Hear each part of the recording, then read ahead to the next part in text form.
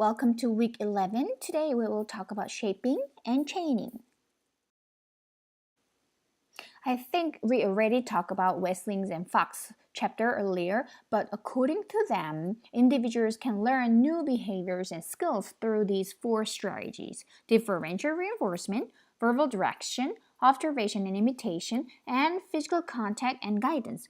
We already talked about verbal prompting, imitation, and physical prompts earlier. So today we will talk about differential reinforcement, which is the consequence-based intervention strategy. Differential reinforcement. So a teacher can use differential reinforcement so he can provide positive reinforcement for the behaviors he wants to see. So in the real life, let's say there is a child, and when the child does something, some behaviors are reinforced but other behaviors are not reinforced or ignored. For example, let's say there is a 6-month-old child and his language level is mumbling. He just says blah blah blah blah blah, and let's say the child randomly say dada, and parents will reinforce the behavior saying dada when it is appropriate. For example, when daddy is present, and daddy will say, yes, daddy, you just say daddy, oh, and the behavior is reinforced, right?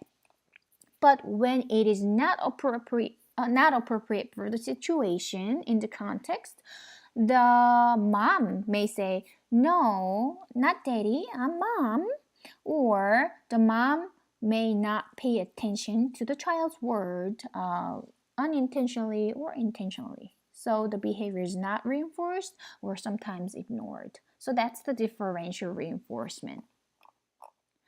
Well, differential reinforcement includes several different types of reinforcement system. In many cases in schools, it is used to decrease problem behavior. So let's watch the video.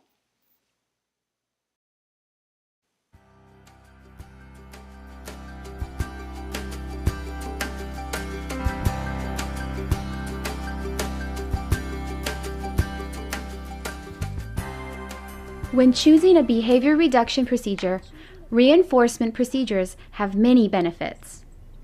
Reinforcement doesn't have the aversive side effects of punishment and extinction procedures. Another limitation of punishment and extinction is that they don't teach an alternative behavior that can be used to replace the maladaptive behavior. Reinforcement procedures should be used first before punishment and extinction procedures are used. Where does green go? That's right, good job. How about blue? Give me the one you drive. A motorcycle. Give me 10. You drive a motorcycle. Let's drive. The reinforcement procedures we are referring to are called differential reinforcement procedures. Differential reinforcement is a procedure involving 2 separate behaviors. One behavior is being reinforced and strengthened. The second behavior is put on extinction. Here is an example of using differential reinforcement. If Jill's parents decide to use differential reinforcement to decrease food refusal and increase eating vegetables, they might ignore the crying and pushing the food away and provide praise and a small piece of Jill's favorite treat in response to Jill eating vegetables. If Jill starts eating more vegetables and stops crying and pushing food away, then it can be called differential reinforcement. Differential reinforcement is the most widely known and most effective technique to reduce problem behaviors. There are several forms of differential reinforcement. Differential reinforcement of alternate behaviors. Differential reinforcement of incompatible behaviors.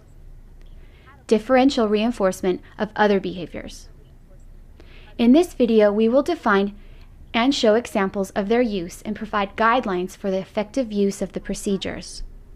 Differential reinforcement of alternate behaviors is simply reinforcing an appropriate alternative to the problem behavior and extinguishing the problem behavior through extinction. Here is an example of using extinction on crying, pushing, and grabbing, and reinforcing functional communication to get items. Hey, what's this one?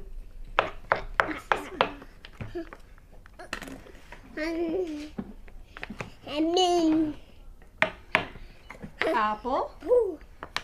Pear. Banana. Banana. Banana.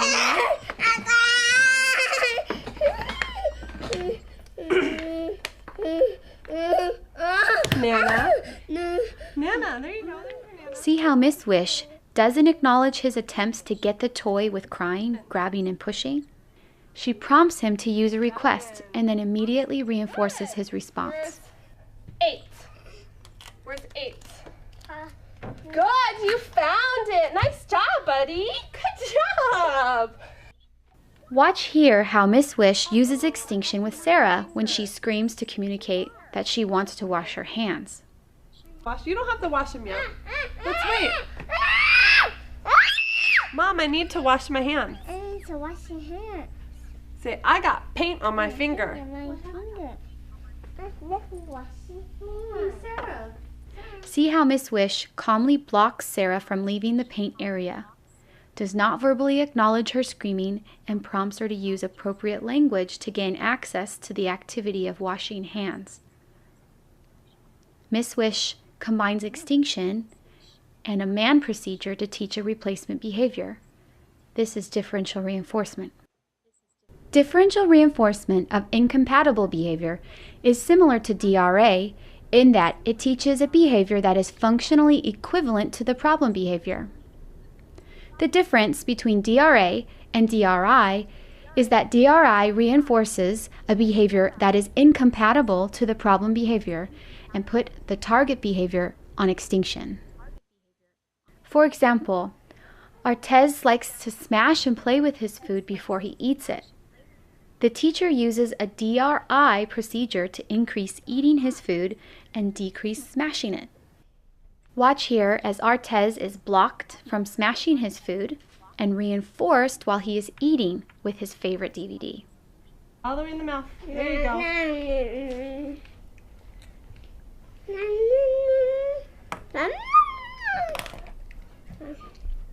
Yep, put it all the way in. Good job, buddy. There you go. On. Oh, that's he. What is it? Say he. He.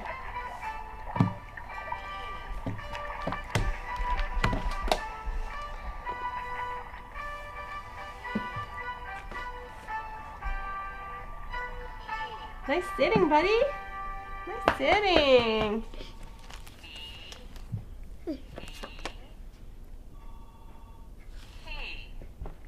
Here, have a gummy.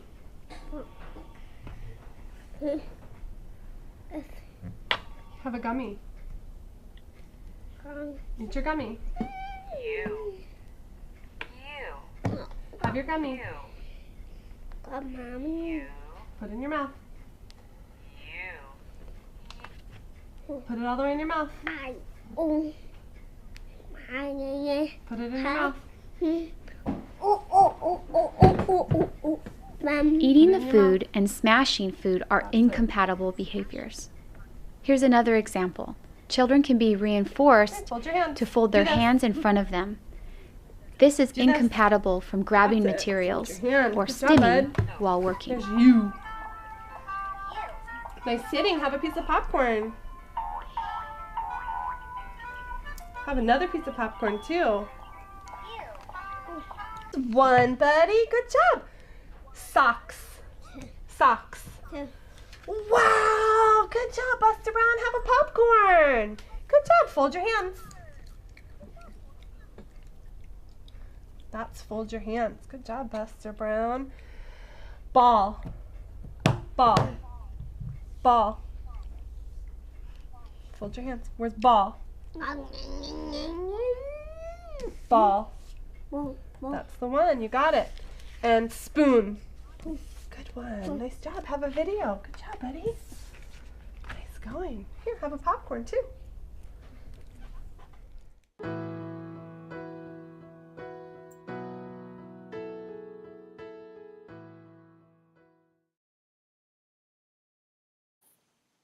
Shaping is one of the reinforcement-based intervention strategies teachers can use. Teacher will reinforce closer and closer approximation of the desired behavior. Using this strategy, we can shape students' behavior. So going back to the example of Dada, at the first time saying Dada is reinforced because the child is young. But as the child grows up and he can use the word more frequently, parents will reinforce more natural forms like daddy, right? So child will ultimately learn the desired behavior. So we call this process shaping. At first time, teachers even reinforce the child's attempt, but as the child has more chance to learn and use the behavior over and over, teachers gradually increase the criterion for reinforcement, so more mature forms of behavior or advanced level of behavior will be reinforced. Also, when teachers teach a chained behavior, the teacher first reinforces the child when he finishes the first step, but next time teacher will reinforce him when he finishes the first and the second step. So that's shaping.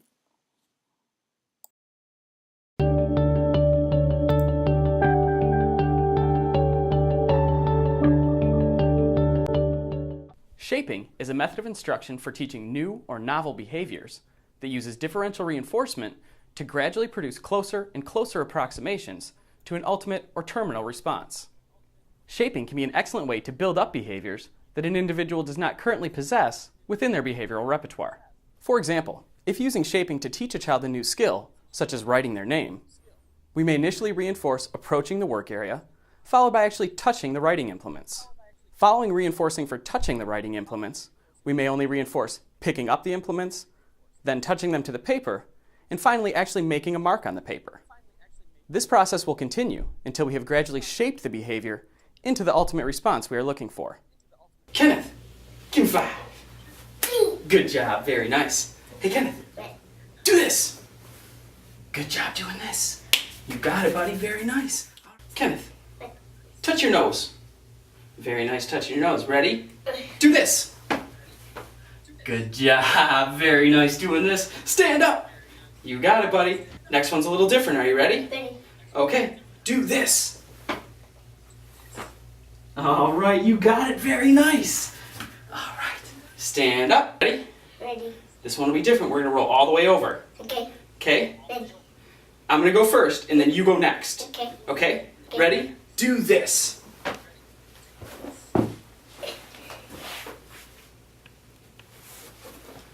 Good job, give me 5. All right, you got it, Kenneth, very good. Okay. All right. All right, are you ready? Ready. Remember, we're gonna roll all the way over, Yeah. and then we're gonna stand like this. Okay. Okay? Yeah, just like that. You got it. I'm gonna go first, and then you go next. Okay. Okay? Ready? Here we go. Ready. Do this.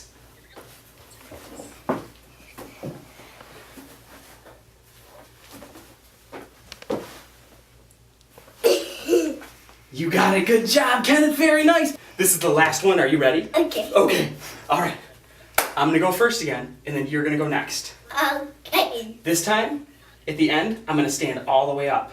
Okay. Are you ready? You wanna watch me first? Yeah. Okay. Here we go. Ready? Ready. Do this. Your turn.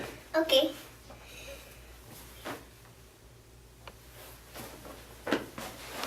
Nice job doing a somersault. Give me 5. All right, Kenneth. My man. For this example, we will look at an instructor shaping the behavior of an individual, with the terminal response being the child performing a somersault. In this first trial, as always, we will start with seeing the instructor building rapport and generating interest. Once the child is engaged in paying attention to the task at hand, the instructor will deliver the first instruction, do this. Note that at this point, we will only be requiring the child to perform the very first step of the action, which is crouching to the ground. Hey Kenneth, do this. Good job doing this. You got it, buddy, very nice. All right, stand up. Notice that only the first step, crouching to the ground, was performed. As the child performed this step correctly, the instructor provided reinforcement in the form of verbal praise. In the following trials, the instructor will gradually require more and more of the overall action, or terminal response, to be performed in order to gain access to the same level of reinforcement. Here, the action performed by the child will be almost identical, this time with the child's hands placed on the ground in front of him. Ready? Do this! Again, as we now saw the child perform a greater portion of the response independently, we would provide the designated reinforcer for this behavior. If the child had only crouched to the ground without placing his hands down, as he did in the first trial, this response would be considered incorrect and would not have resulted in access to the reinforcer. Okay, next one's a little different. Are you ready? Ready. Okay, do this! All right, you got it. Very nice! As we saw in the previous trial, the child has again performed a greater portion of the task than we have seen before, this time placing his head down to the ground. While it may seem to be a minute change in responding, remember that we are looking for gradually greater and greater performance, no matter how incremental. As this trial included the component of pushing off to nearly complete the somersault, it is possible that some children would have naturally completed the additional steps of rolling all the way over and returning to their feet. If that had happened, we would have provided high levels of reinforcement and continued to practice the skill with this level of independence. Okay, this one's going to be different again. Are you ready? Ready. All right, do this. Oh! Good job. As the child did not make it all the way through the somersault, however, we will simply reinforce this portion of the terminal response and continue pushing through to get the ultimate response we are looking for. Are you ready? Ready. Remember, we're going to roll all the way over, Yeah. and then we're going to stand like this. Okay. Okay? Yeah, just like that. You got it. I'm going to go first, and then you go next. Okay. Okay? Ready? Here we go. Ready. Do this.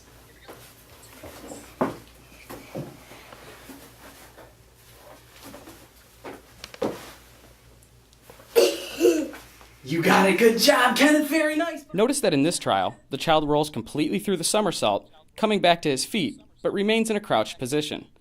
This is very close to the completion of the terminal response, but we will continue to press on with the shaping procedure until we get exactly what we are looking for.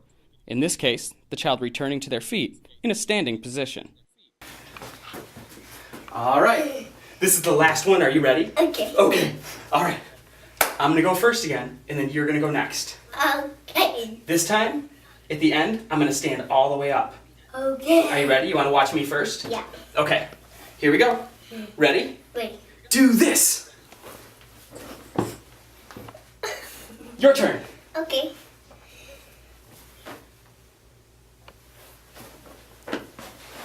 Nice job doing a somersault. Give me 5. All right, Kenneth.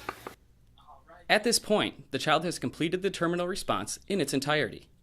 If there had been errors in any portion of the response, the instructor would simply step back to the point that the child performs the skill correctly and continue to shape individual aspects of the overall behavior of completing a somersault.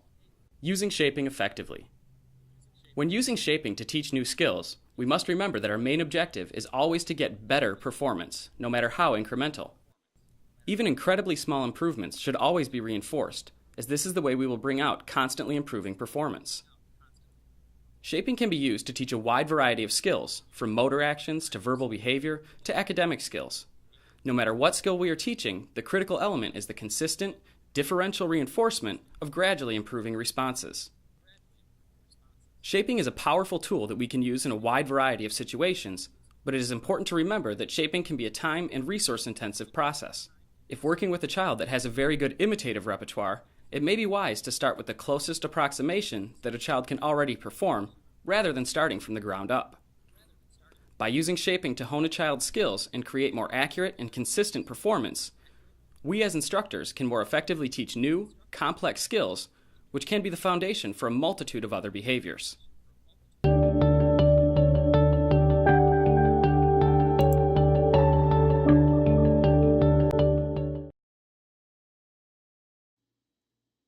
Now let's talk about chaining. To understand chaining, we have to know this concept. There are 2 types of behaviors, discrete behavior and chained behavior. Discrete behavior involve a single isolated response with an obvious beginning and end, so like naming familiar people like Amy or reading words. So this is short one behavior. Chained behavior consists of many discrete behavior chained together in sequence, like brushing one's teeth, washing dishes, or using toilet. So as you see the example at the bottom, washing hands behavior includes several different discrete behaviors chained together in sequence, like turning on the water, getting soap on hands, rinsing hands.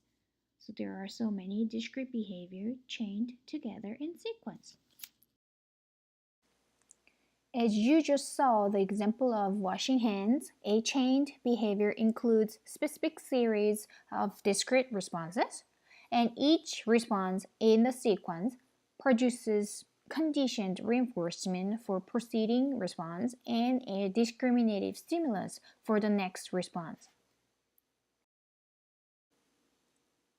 Which means when someone say put on your coat, that is discriminative stimulus, and expected behavior is obtaining coat from closet. And if the child successfully performed this first behavior, and the consequence may be the coat in hand. So the consequence will become reinforcement for the child to do the second behavior, the following behavior, and also this consequence will become the discriminative stimulus for the second behavior. So to teach a chain behavior, we can consider to use chaining procedures. Chaining is a method for linking specific sequences of stimuli and responses to form new performances. There are three types of chaining: forward chaining, backward chaining, and total task chaining. Before talking about the three types of chaining, we have to talk about this concept: task analysis. If a target behavior is a chained behavior, a teacher must do task analysis, which means the teacher has to write down the critical step of the chained behavior. So the teacher will be able to know what to teach in a clear format. So the first one is forward chaining. In the forward chaining, the behaviors identified in the task analysis are taught in their naturally occurring order. Specifically, reinforcement is delivered when the predetermined criterion for the first behavior in the sequence is achieved. Thereafter, reinforcement is delivered for criterion completion of steps 1 and 2. Each succeeding step requires the cumulative performance of all previous steps in the correct order. For example, a child learning to tie her shoes according to the 14-step task analysis in the table you're seeing would be reinforced when the first step pinch lace is performed accurately 3 consecutive times. Next, reinforcement would be delivered when that step and the next one, pull lace, are performed to the same criterion. Then, hang lace ends from corresponding sides of shoe would be added, and all 3 steps would have to be performed correctly before reinforcement is delivered. Ultimately, all 14 steps in the task analysis should be performed in a similar manner.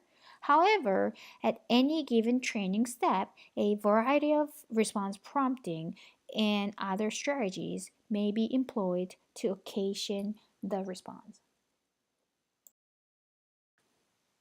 Backward chaining is opposite. When a backward chaining procedure is used, all the behaviors identified in the task analysis are initially completed by the trainer, except for the finer behavior in the chain.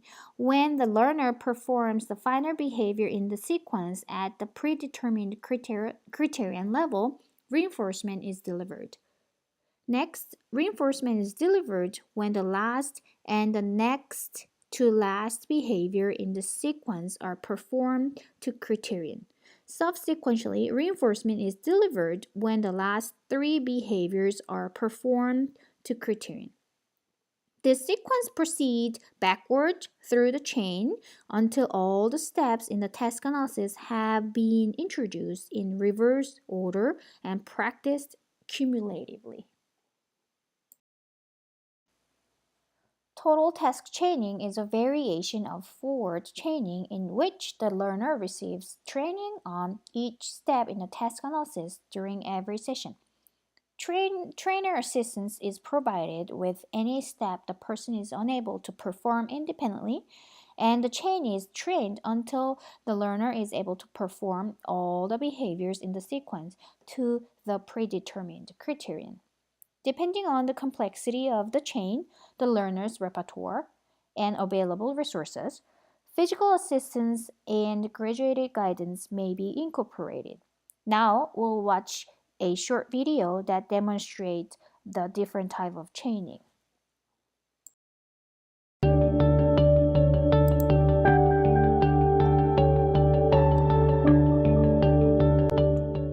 Chaining is the process of taking multiple discrete behaviors and putting them together in a sequence known as a behavioral chain. This process is an invaluable skill for instructors, particularly when teaching more complex, multi-step tasks. It allows us to take individual components of a behavior, training them one by one, later putting them together in a sequence of responding. This process of chaining may be done in either a forward or a backward format, depending on the skill being trained. It's also important to note that the environmental change produced by each individual step in the chaining process functions not only as the reinforcer for the previous step, but also as the SD, or discriminative stimulus, for the following step in the sequence. For this example, we will look at the behavior of shoe tying. As this is a skill that requires multiple steps, we will establish a behavioral chain to tie together each of these individual, discrete behaviors. In order to provide better examples, we will first look at the training of this skill via forward chaining, and then look at the same process using a backward chaining method. Duncan, are you ready? Okay. All right. Here, let go, please. Thank you. Okay, give me 5.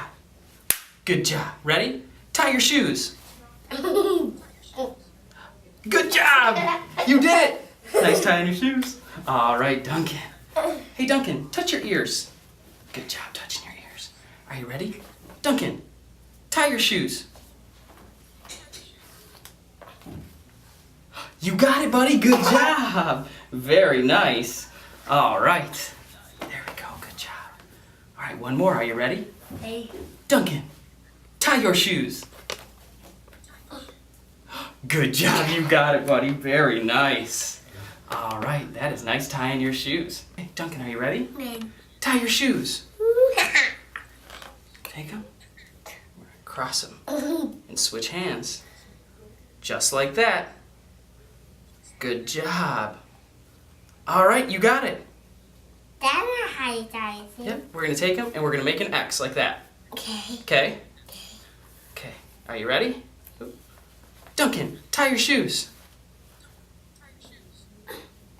Good job, you did it! One more. Ready? Duncan, tie your shoe. You got it, buddy. Good job. Making the X. Very nice. All right. Time for me. Are you ready for some more? Yeah. Okay. Yeah. All right.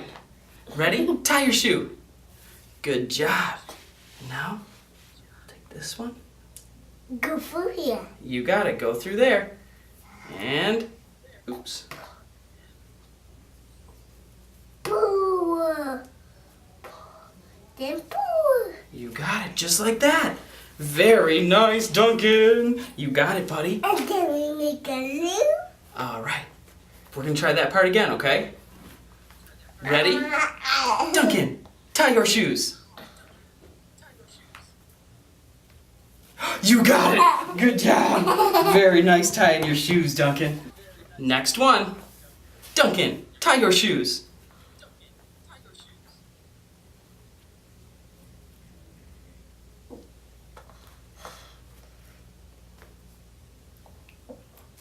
You got it, buddy. Good job. All right. You ready for the next part? Yeah. Okay, cool. Duncan, tie your shoes. You got it, buddy. And now we will Make loop. make the loop. You got it. Good job. Okay, you made the loop. Good job. All right. Very nice, Duncan. You're doing so good at tying your shoes. You ready to try again? Yeah. Okay. Here we go. Duncan. Hey, I didn't say it yet. Duncan, tie your shoes.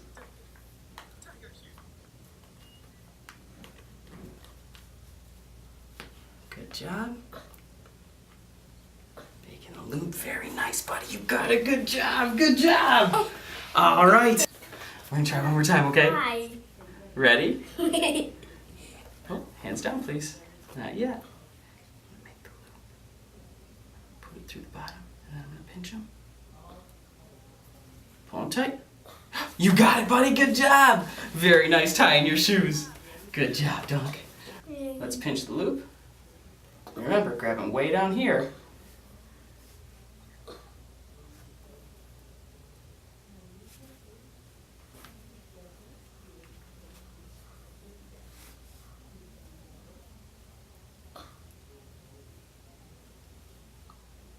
You did it! Nice job tying your shoes. Good job, buddy. You are almost done. You almost got it. We're almost ready to go show Mommy. All right, here, make the loop.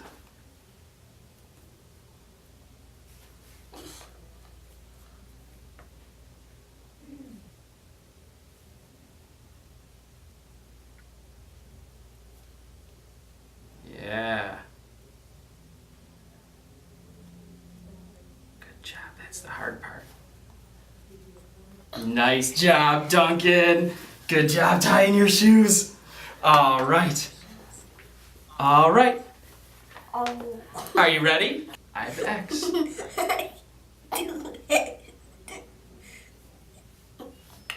Okay. Good job. Very nice, buddy.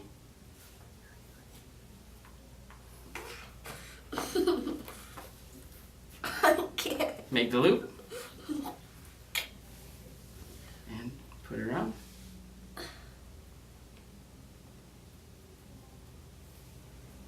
Remember, don't take your thumb out until it goes through the hole. Now you can take your thumb off.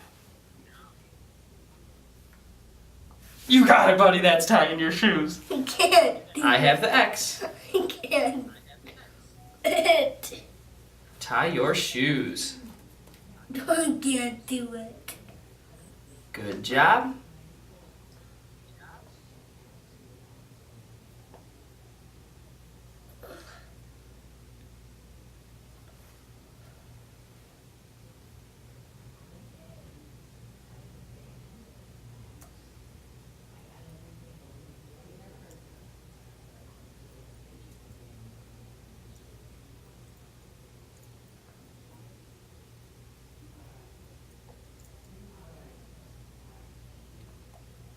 You got it.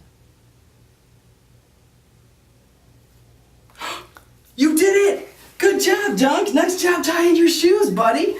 All right. Very good. Give me 5. Oh, ho, ho. All right. Good job, buddy. That was awesome. I am so proud of you. All right. Do you want to do one more? I won't even make the X. I'm just going to leave it like this. And you think you can do it all by yourself? Yeah. You do? Yeah. All right. Ready? Last one. Duncan, tie your shoes.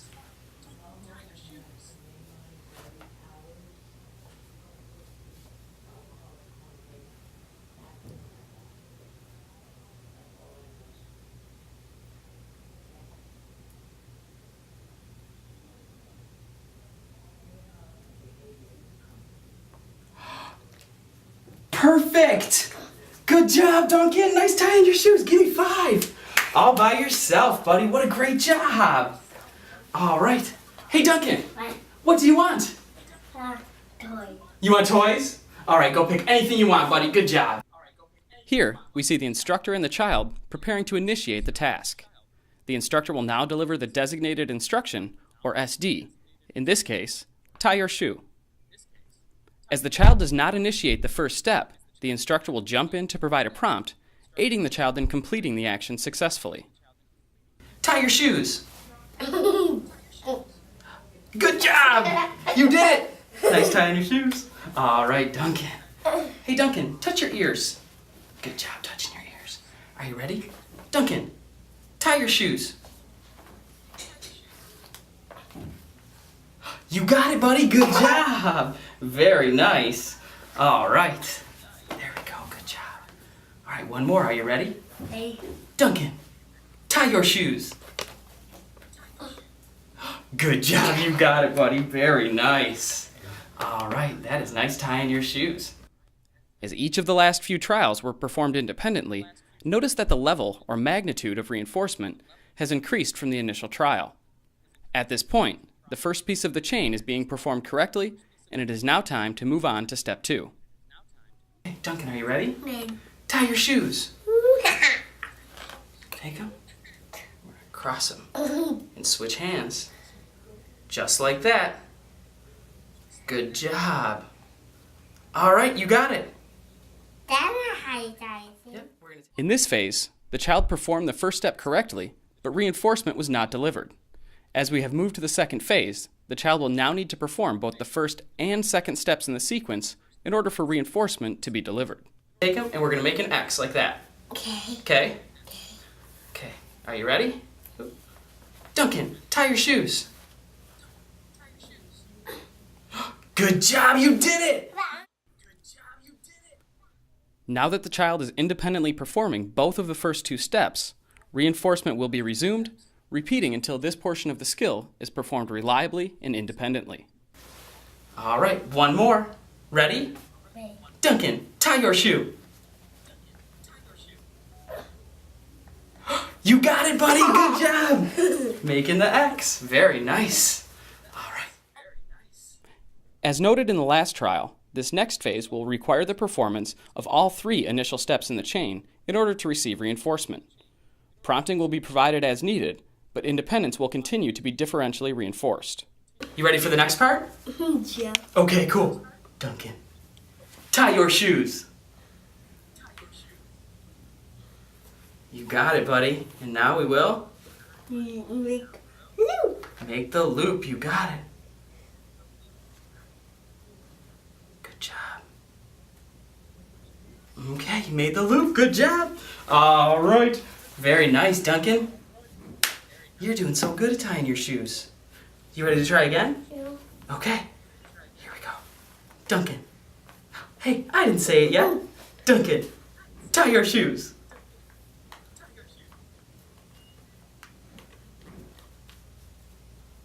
Good job.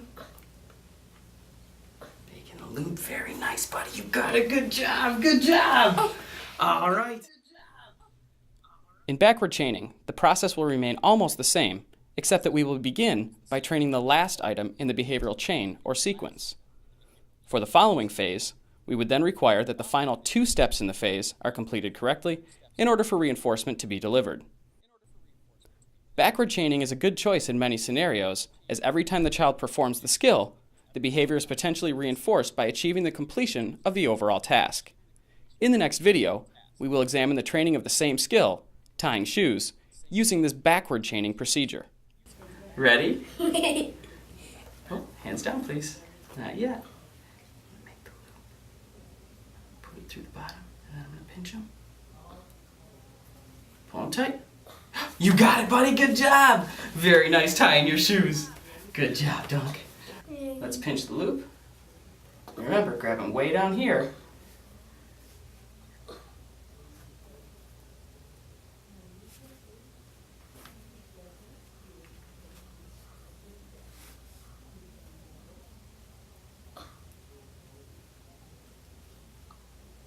You did it! Nice job tying your shoes. Good job, buddy. You are almost done. You almost got it. We're almost ready to go show Mommy. All right. Chaining for success. Chaining can be a valuable skill in the repertoire of any provider.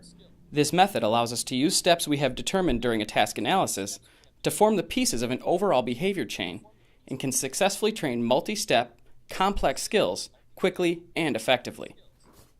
The determination of whether to use forward or backward chaining should be made on an individual basis, taking into account the specific skills of the learner and the component behaviors necessary to achieve the terminal outcome.